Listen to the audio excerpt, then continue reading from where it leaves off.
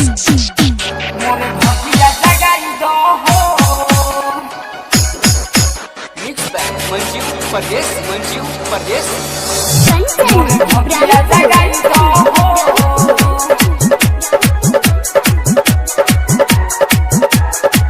मोरे भगिया जगाई दो हो माई करे नी पूजाई तोहरो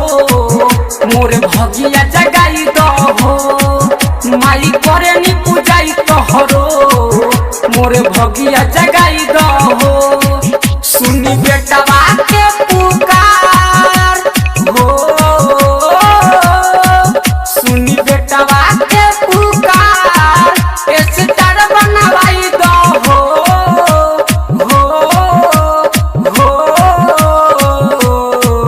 माई करे नी पूजाई तोहरो मोरे भगिया जगाई दो हो माई करे नी पूजाई तोहरो मोरे भगिया जगाई दो हो मोरे भगिया जगाई दो हो मोरे भगिया जगाई दो हो मोरे भगिया जगाई दो हो मोरे भगिया जगाई दो हो रानू मंडल के तू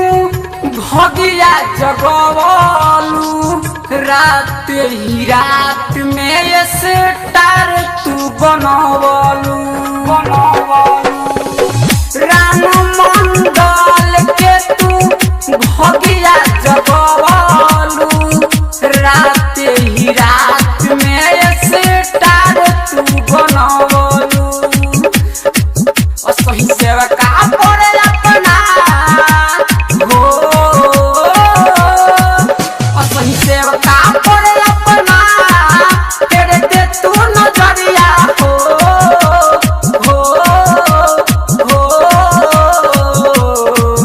माई करे नी पूजाई तोहरो मोरे भगिया जगाई दो हो माई करे नी पूजाई तोहरो मोरे भगिया जगाई दो हो माई करे नी पूजाई तोहरो मोरे भगिया जगाई दो हो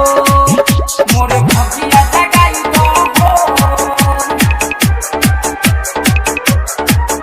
मोरे भगिया जगाई दो हो मोरे भगिया जगाई दो हो राइटर छोटू पे कद तू रहम हो बीटू दबंग तोहारे छोड़ी ना चरण हो हे भाई राइटर छोटू पे कद तू रहम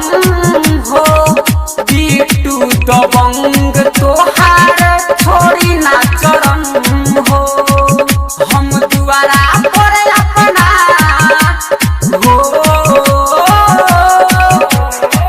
हम दुआरा पर माई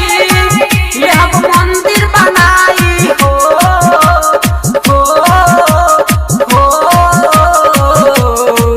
माई करे नी पूजाई तोहरो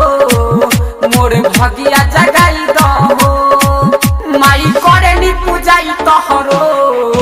मोरे भगिया जगाई दो हो माई करे नी पूजाई तोहरो